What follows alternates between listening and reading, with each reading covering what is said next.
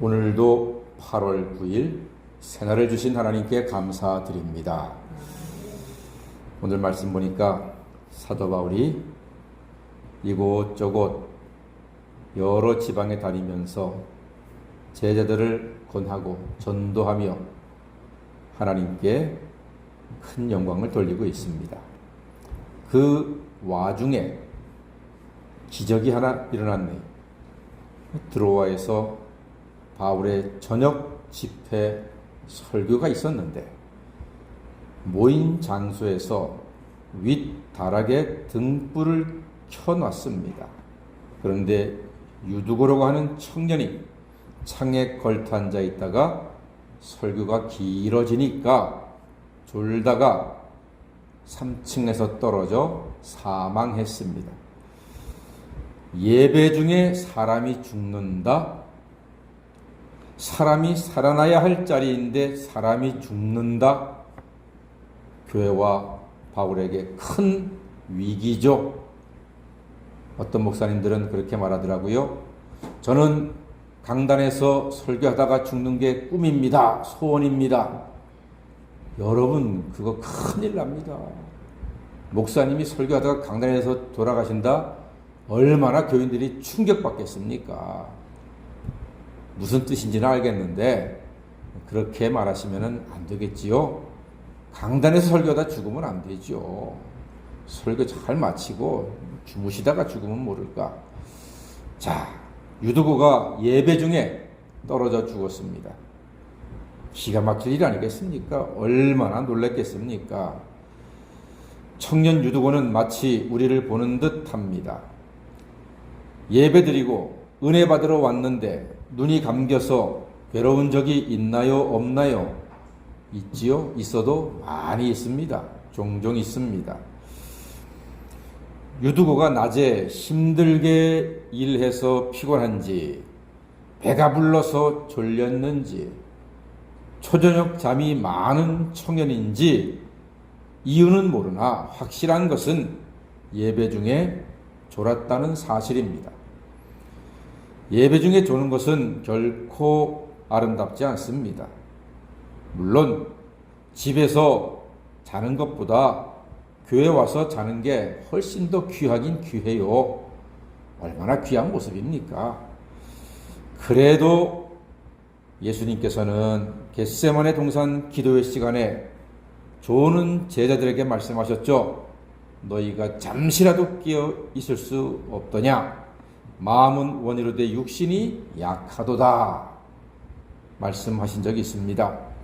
조는 것은 옛날이나 지금이나 예배의 큰 방해고 적입니다. 어릴 때 보니까 옛날 권사님들이 기도 시간이나 철야 시간에 졸리면은 종종 하시는 기도가 졸음마귀야 떠나가라, 졸음마귀를 이기게 해주세요 하고 크게 기도하시면서 여전히 조시더라고요. 마귀 중에 제일 힘센 마귀는 졸음마귀입니다. 막 크게 외쳐도 못 이기고 감당이 안 돼요. 자, 사랑하는 여러분, 깨어 기도할 때 하나님의 역사가 크게 나타나게 될 줄 믿습니다. 성령께서 우리의 예배와 기도 시간을 주장하시어 영과 육이 깨어 집중함으로 마귀의 견고한 진이 무너지고 마귀의 터가 흔들리게 되기를 간절히 소망합니다. 어떤 분은 설교가 기니까 졸았지요 할 것입니다. 아무래도 설교가 길면 집중 못하고 딴 생각하고 졸음이 오기도 합니다. 그래도 졸지는 마십시오.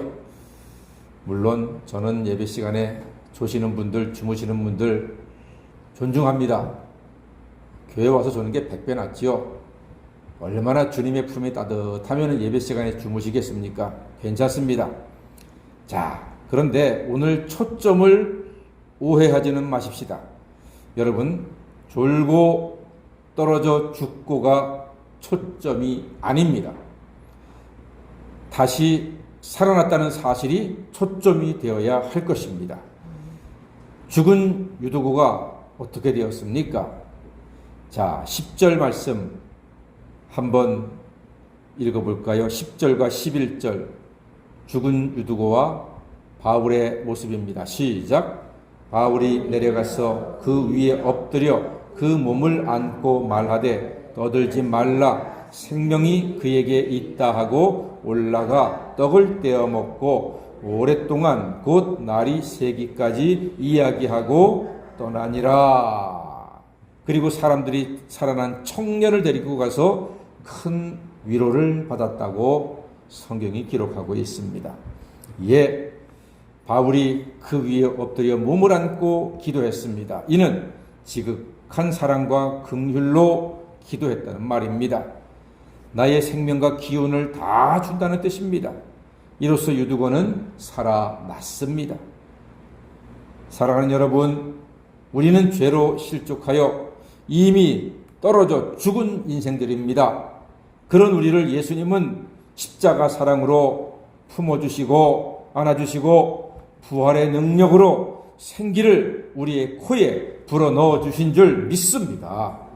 우리를 죄와 사망의 법에서 생명의 성령의 법으로 살려주신 구주 예수께 감사와 찬양과 영광을 돌리는 이 아침이 되기를 간절히 소망합니다.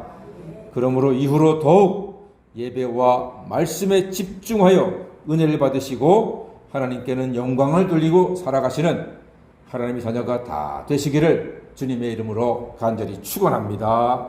아멘. 기도하겠습니다.